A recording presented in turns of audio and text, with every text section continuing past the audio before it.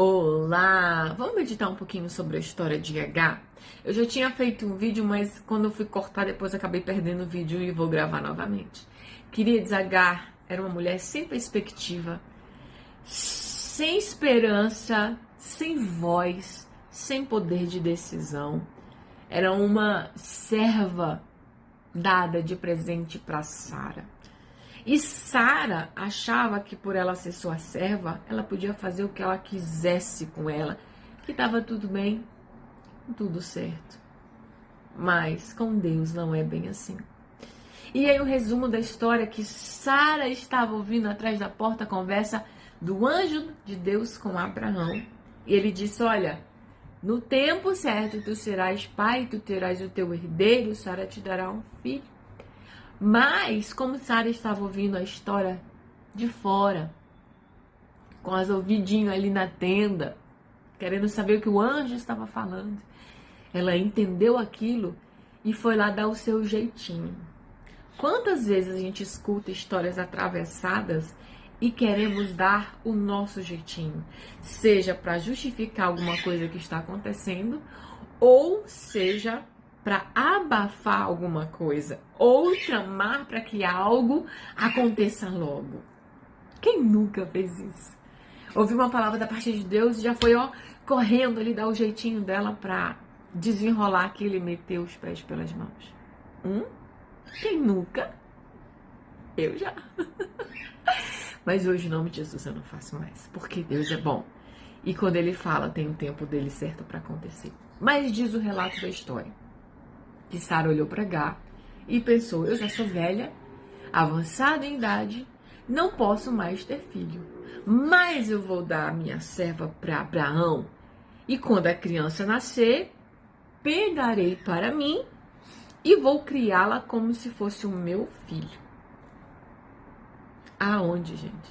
Aonde me diz um negócio desse? Que Abraão, sendo o pai da fé, porque Deus olhou para ele, se Deus te revelou para ele, é porque Deus viu justiça nele. Você concorda? E se um homem a quem Deus olhou e viu justiça, ele não ia tratar uma mulher que está grávida dele de qualquer jeito? Imagina uma mulher grávida do Todo-Poderoso ali, o patriarca daquela comunidade, porque era assim que eles viviam. Vai dizer, não, ela está grávida de um filho meu, mas ela vai dormir junto com os outros servos. Ela está grávida de um filho meu, mas ela vai comer o que os outros servos comem. Você acha que Abraão ia fazer isso? É óbvio que não. Então o que Abraão fez? Abraão trouxe ela para sua tenda. Ela passou a conviver com Abraão como se fosse da família mesmo de Abraão. Pode olhar o texto que você vai ver, confirmar o que eu estou falando. Em nome de Jesus. Porque Deus é bom em todo tempo. E a Bíblia diz que Sara já começou a sentir ciúmes de Agar, porque ela viu que Abraão já estava tratando Agar de forma diferente. E ela não queria que Abraão tratasse Agar de forma diferente. Ela achou simplesmente que ela ia fazer o que ela queria com Agar. Agar continuaria lá no meio dos servos, vivendo como serva. E quando a criança nascesse, ela tomaria a criança de Agar e provavelmente ela venderia Agar como serva para outra pessoa para não ficar olhando a cara dela por lá. Você acha que não? Pensa nisso. Mulher é mulher. Mas a Bíblia vem nos dizer que após aquela criança nascer, Sara não ficou como mãe dela. E de forma alguma Abraão tiraria a criança dos braços da mãe verdadeira e entregar nos braços de Sara porque ele amava Sara. Ela tinha um grande problema. Tanto é que ela perturbava tanto Agar com o ciúme que Agar, ainda grávida, fugiu para o deserto. E é onde a história é tremenda. Porque quando Agar estava fugindo de Sara no deserto, o anjo aparece para ela e diz, olha, volta, pede perdão para tua senhora e fique lá. E o anjo ainda diz o nome da criança para Agar. E Agar volta. Volta, ela foi obediente. Ela foi mais obediente do que Sara, que ouviu a conversa ali e correu para dar o jeitinho dela e estragou todo o meio de campo. Mas a Bíblia diz que quando aquela criança nasceu, Agar não deixava ela ficar com Sara. Agar até quis se posicionar como se ela fosse uma das esposas de Abraão, né? Porque mulher é mulher, você sabe disso. E eu imagino que Sara deve ter se arrependido, não? Falei, o que eu fui fazer? E aí, chegou o tempo. Chegou o tempo da promessa de Deus se cumprir na vida de Sara. E Sara engravidou e teve uma criança, a qual ela chamou de Isaac, o filho da promessa. E ao longo da Bíblia nós vamos ver que Ismael, com ciúme de Isaac, judiava de Isaac. E Sara começou a se desesperar. Olha, ele é grande, ele já é adolescente, ele está maltratando o meu filho, o meu único filho, tira ele daqui. E aí como é que fica Abraão? Porque Abraão era o pai dos dois meninos. Ele não era mais pai de Isaac porque era filho da esposa e menos filho de Ismael porque era filho da serva. Ele era pai do mesmo jeito. Tinha os mesmos sentimentos. E eu acredito até mais, porque Ismael já era maior. Então Ismael já tinha muitas memórias com o pai dele. Ele era um flecheiro, né? Que a Bíblia vem nos dizer isso. Imagina para Abraão tirar Ismael de perto dele. Que dor aquele homem estava sentindo. Mas dentro daquelas implicâncias todas, dentro do perigo que Isaac estava correndo por causa da maldade de Ismael, que já era mais velho, e Sara desesperada, sem paz, e Abraão sem saber o que fazer, e Agar cobrando também, Sara pede para mandar Agar embora com aquela criança. Deixa só o meu filho, que toda a atenção agora venha só para o meu filho. E aí? O que você faria? Olha o grande problema que estava no meio da casa de Abraão para ele resolver. Agar de um lado, nem, Sara do outro, bem, e o perigo para o filho da aliança. Porque Isaac sim corria perigo, porque ele era o filho da aliança. Ele queria herdar tudo de Abraão. Ele que seguiria com o patriarcado e não Ismael. E aí? E agora? E Sara pedindo para mandar eles embora, até que Deus fala com Abraão e diz: ouve a tua esposa, ouve a Sara, despede Agar, pode mandar embora. E Abraão: como assim, Senhor? É meu filho também? Como assim? Não é assim? Como é que resolve um problema desse? Então é melhor não fazer. Eu quero deixar essa meditação para você nessa manhã hoje. Tudo que você for fazer, bote uma tabelinha dos pontos favoráveis e dos pontos negativos. Deixa eu te dizer, se tiver mais de 2 coisas negativas, queridos, você pense bem se vai conseguir pagar o preço daquilo errado que vai acontecer. Porque senão, meu amor, recolha, retroceda e diga: opa, não vou mexer com nada, não vou pôr minha mão em nada, vou ficar quietinho, bonitinho aqui e esperar o que Deus vai fazer. É assim que temos que ser. Tudo que formos fazer, colocar na presença de Deus. Tudo que formos seguir decisões grandes que vamos tomar, que interferem a vida de outras pessoas, coloque na presença de Deus. Espere Deus responder para que você tome essa decisão. Porque, olha, triste coisa é você pagar por algo que você não cometeu. Eu lembro muito da história de Sansão, a qual ele fez todo aquele reboliço que ele fez. E aí, com raiva, ele sai e toca fogo na plantação, pega lá 300 raposas, bota fogo no rabo das coitadas da raposa e sai queimando toda a plantação e sai destruindo um monte de coisa, prejudicando tantas pessoas. Por quê? Por causa da raiva que ele estava no coração de que um dos planos dele deu errado. O plano que ele queria, que ele escolheu, deu errado. A mulher que ele queria ficar foi dada para outro. A mulher que estava separada para ele. E quantos outros personagens a gente vê na palavra de Deus, na Bíblia, que a família, as pessoas que estavam perto, sofreram por causa de más decisões? E você mesmo, se colocar a mão na consciência, você vai parar para pensar e dizer, olha, quantas pessoas eu prejudiquei com essa decisão errada? Como é que eu faço para corrigir? Porque eu vou ter que corrigir, porque senão a roda gira, ó. E aquela decisão vai voltar para você novamente. E aí, como é que você vai resolver? Então é melhor não fazer. Já tá na dúvida, já é um sinal de, opa, vou orar um pouco mais, vou pensar um pouco mais, vou aqui buscar em Deus para que Ele me dê a solução de que como eu vou desenvolver esse problema, para que eu não prejudique as pessoas que eu amo, que normalmente são as prejudicadas pelas nossas más decisões, pelas nossas más escolhas, queridos. Mas lembre-se, tudo tem uma solução. Só não tem solução para morte. Para morte não tem, mas para vida tem. Então, onde há fôlego de vida, há uma solução. Não se desespere, mas recalcule sua rota, busque em Deus como resolver essa situação. E aí, depois que Deus fala com Abraão, Abraão decide mandar aquela criança embora. E ela é mandada embora. Só que uma coisa que eu acho muito estranho é que ele dá só um pouco de pão e água. E Agar vai embora. Será que no meio do caminho ela se arrependeu amargamente de não ter entregado aquela criança para Sara criar? Mas veja bem, se ela tivesse entregado a Sara para criar Ismael, será que Sara ia ter Isaac? Pense nessas pontas todas. Porque o plano de Deus, no final, vai acontecer.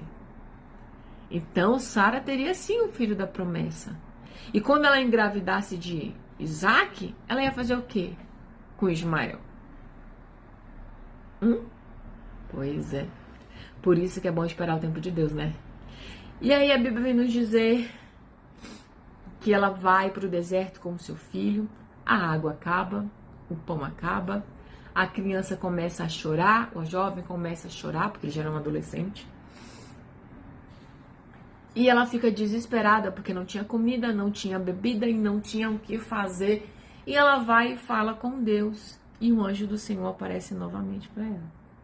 E o que eu acho tremendo é que a gente vê na história que o anjo apareceu mais de uma vez para falar com Agar. E o anjo não apareceu para falar com Sara. Sabe por quê? Porque no final de tudo, Agar era inocente. Agar era o ponto fraco, o elo fraco da história. Agar só obedeceu. Só que ela obedeceu porque ela não tinha escolha naquele momento. Só que ao longo da caminhada, a natureza dela, ela foi exposta. Porque a partir do momento que ela se encontrou serva, mas grávida do dono de tudo, sabendo que a esposa não podia dar um filho, ela fez o quê? Ela se colocou como empoderada. Agora eu posso, agora eu tô mandando, agora eu vou bater o pé e todos vão ter que me aturar porque eu tô podendo. Será que ela não pensou dessa forma? E aí deu ruim pro lado dela? Porque muita gente é assim, tá aqui embaixo humilde, dá um pouquinho de poder pra ver o que ela faz. Dá um pouquinho de poder pra ver quem que ela vai fazer, se ela não vai sair humilhando todo mundo. Por isso que tem um ditado no mundo aí que diz que Deus não dá asa à cobra, né? Perdão pela brincadeira, mas voltando para o texto. Aliás, peço a você que compartilhe, deixa a tua curtida, se possível, um comentário. Compartilha comigo o teu entendimento. E aí o anjo aparece para Agar e conversa com ela. E sabe o que é mais tremendo? A Bíblia nos narra que logo à frente de Agar tinha um poço. Será que esse poço estava lá e Agar não viu? Porque os olhos estavam fechados, olhando apenas para o problema e agora. E se eu tivesse feito? Se eu tivesse dito? Se eu tivesse assim? Se eu tivesse assado? E muitas vezes, queridos, quando estamos preocupados, olhando apenas para o problema, a gente não consegue enxergar a solução que está logo à frente. E isso é tremendo. Por isso que eu digo, deixe tudo no altar de Deus e peça para Ele a resposta e olhe para o Senhor. Olhe para o alto, porque é do alto que vem o teu socorro. E o anjo fala tremendamente com Agar. O Senhor já tinha falado para Abraão que ele não ia desamparar aquele menino, que ele também seria pai de nação, que ele também seria próspero nessa terra, porque ele fazia parte do sangue de Abraão, mas a aliança patriarcal, essa era de Isaac. E olha aí, até hoje essas confusões lá por Oriente, partiu disso aí. A turma da descendência de Isaac não aceita a descendência de Ismael. Ismael diz que a bênção toda é dele, porque ele que foi o primogênito de Abraão e não Isaac. E olha o conflito que está ali até hoje, gente. E pelo andar da carruagem vai continuar. Por causa da decisão errada de uma mulher. Porque ouviu meia conversa e correu para dar um jeitinho para fazer o que Deus prometeu para Abraão se cumprir. Então, queridos, pega essa lição hoje. Não corra para dar um jeitinho. Pense muito bem no que você vai fazer. Aquela decisão que você tomou hoje, ela vai afetar quem? A longo prazo vai acontecer o quê? Queridos, eu vi estatisticamente falando, o que saiu do IBGE, que o evangélico cresceu no Brasil, o candomblé também cresceu, mas o divórcio dentro das igrejas evangélicas também cresceu muito mais do que aqueles que estão fora. Por quê? Se dentro da igreja é ensinado o tempo todo, se a Bíblia ensina como tratar o marido, como tratar a esposa, como tratar os filhos, por que o divórcio está crescendo? Eu entendo, muitas vezes as pessoas entram no ativismo religioso, que tem que estar na igreja, em toda a programação da igreja ela tem que estar, e aí ela esquece dos afazeres com os filhos, dos afazeres com o esposo, dos afazeres com a casa. E vice-versa, não é só a mulher não, tá? Quando eu falo assim, é os dois lados. Por que isso mexe tanto com a cabeça das pessoas? Por que tem gente dentro de igreja brigando por cargos, brigando por espaço, brigando para pregar? Gente, deixa quem quiser pregar. Deixa quem tá no cargo disso, daquilo ficar. Cuida da tua vida, cuida da tua casa, cuida dos teus. Eu costumo sempre dizer uma coisa que Deus colocou no meu coração há muito tempo, que a obra de Deus é todo o bem que você faz pro próximo. Então, seja uma boa pessoa. Seja uma boa pessoa onde você estiver. Se quiserem falar contigo, você fala. Se não quiserem falar com você, você se cala. Não queira entrar à força onde não te querem.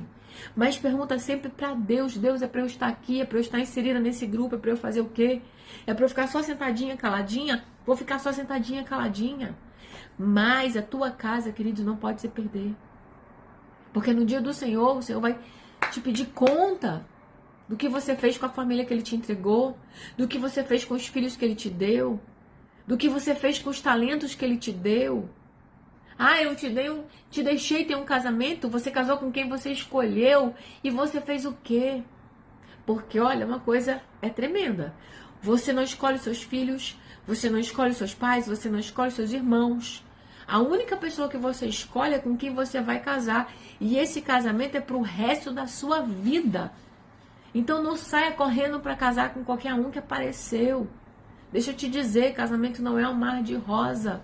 Não é um conto de fadas e foram felizes para sempre. É uma construção. Duas pessoas criadas de formas completamente diferentes se juntando. Eu tenho vídeos falando sobre isso no meu canal. Procura que você vai achar. Que se juntaram para viver junto pro resto da vida. E até vocês conseguirem se adaptar, acharem uma linha certa para seguir em paz, demora muito tempo, demora anos, tá? Demora anos. Eu sei o que eu tô dizendo, porque eu já estou há 27 anos com meu esposo.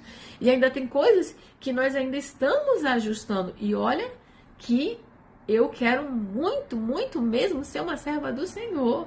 Ser uma mulher que as pessoas olham para mim e vejam Cristo. Certo que tem aquela turma lá que faz de tudo para te desqualificar e te desmerecer. Mas o que importa é o que Deus está vendo e falando a teu respeito. Deus é que está vendo as tuas renúncias. Deus é que está vendo as tuas escolhas.